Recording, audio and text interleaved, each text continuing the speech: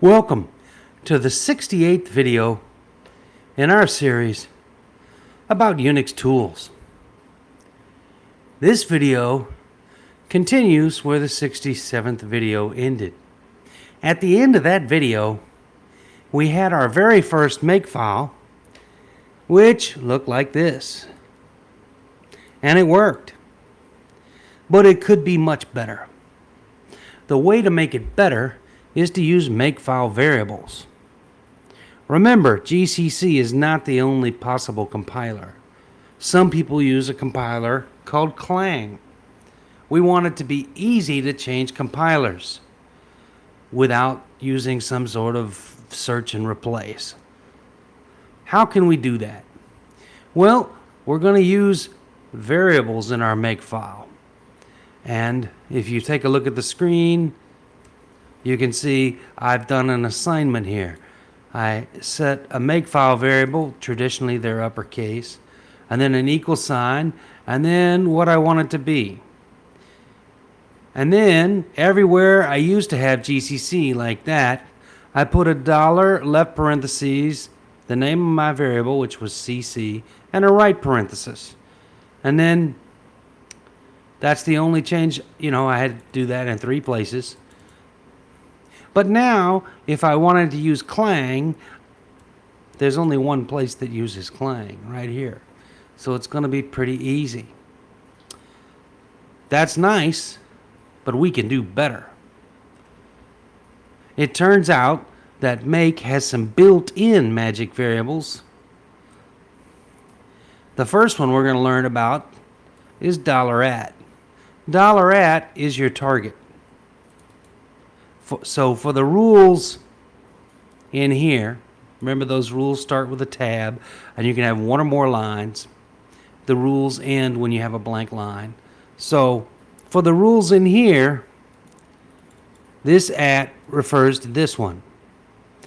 For this rule goes here, right? So this thing refers to that one.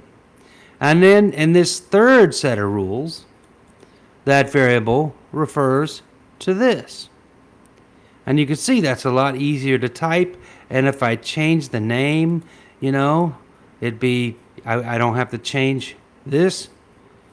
It'll adapt automatically. But we can do even better. There are more magic variables. There's one called $. $<. Is the first one of your dependencies. Remember, this part is dependencies. So when I use a $, it goes up to the line of dependencies and it gets the first one. And this is why you want to list your .c files first. And in this one, it's going to get this one, the first dependency. And so these lines are getting shorter and easier to type. And it also means that if you, like I said, if you change the name, you don't really have to change this rule or this recipe anymore. But look at this, that's still pretty ugly. What can we do about that? There's another magic variable, $hat. And $hat says all the dependencies. $< is the first one, and $hat is all of them. And of course, you use the $< when you do the -C option, and you use the $hat when you link. So let's scroll down and see what we get.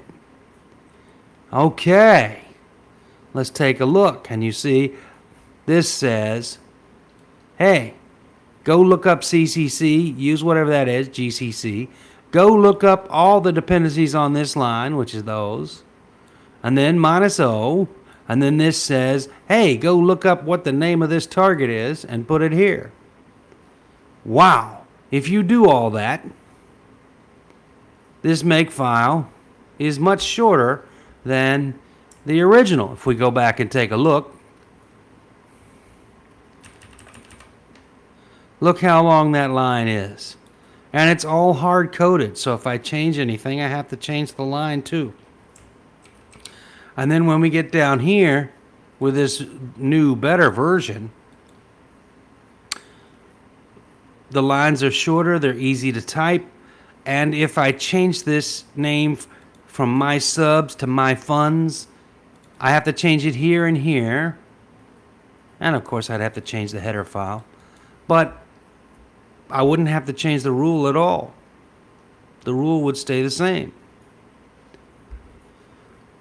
I feel pretty good, and if we tested it out, we'd have to remember to remove these files first. And I know you're thinking, well, gee, can't we automate that in the makefile somehow?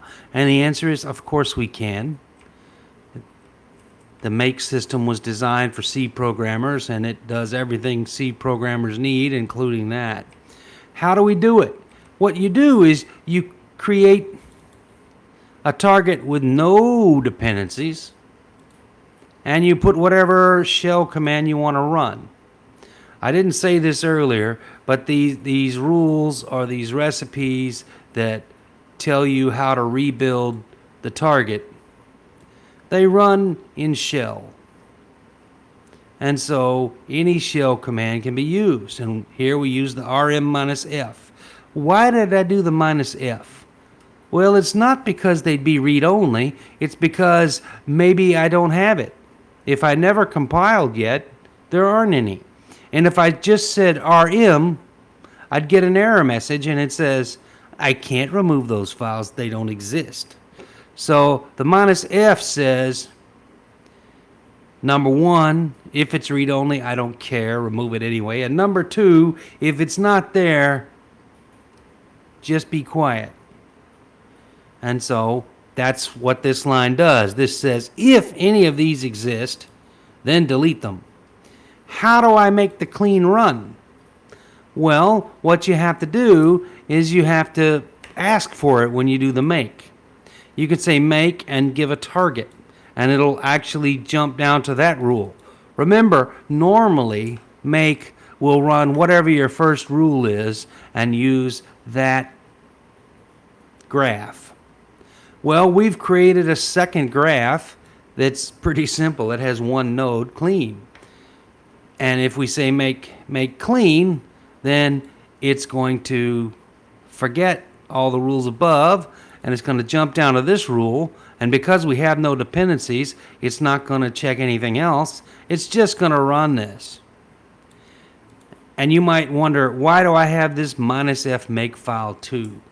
If you pause the video and read this carefully, what I did was, when I created this new improved version, I put it in a file called makefile 2.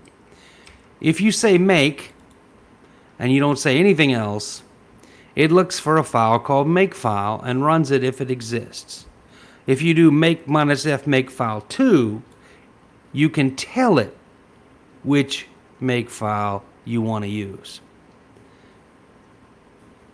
And finally, you can say make, you can tell it which file you want, and you can tell it which target that you want it to use instead of the default target.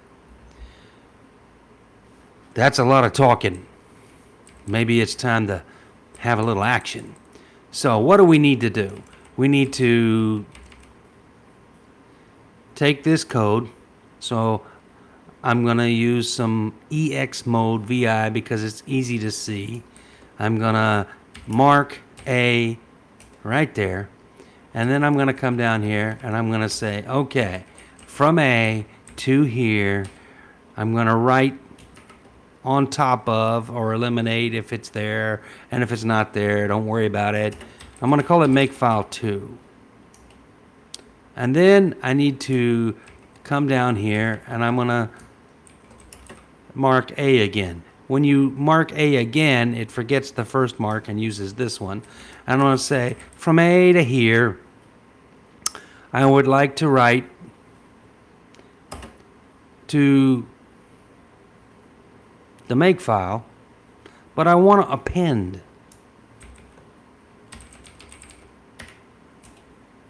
And so you see at the bottom, it says appended. Append means add to the end. So let's save this in case I changed it. I don't remember. And let's look at makefile 2 that we just created. And you can see something's not quite right. If we turn on set list, oh, these have the tabs they're supposed to, but this one's not a tab. So just do a CW and hit the tab and then escape. That's fixed. And then when we set no list, everything lines up. It looks good. We're going to save it. And I'm going to try those commands. Make -F, makefile 2. I want the clean target. And it ran that line and it didn't do anything else. And now when I type make, it builds everything. And the make clean, when would you use it? Because normally you don't want to recompile if you don't have to. Well, you do a make clean if you're getting ready to back your project up. Because when you make the backup, you don't need the .o files and you don't need the program, because whoever gets it can rebuild it, and they have to rebuild it for their computer. Because unlike Windows, where all Windows 11 should have the same system, on Unix type systems, everybody customizes it, and they all customize it differently. So you really need to build the program on your machine to make sure it's going to work. How would we make some kind of backup to include all our stuff? Come back for the next video and I'll show you how. But we're out of time on this video. At least now you know how to build a better makefile that has a clean target and uses the magic makefile variables to make things easier to create the makefile. And the makefile is having rules that are shorter and easier to read. Thank you for listening.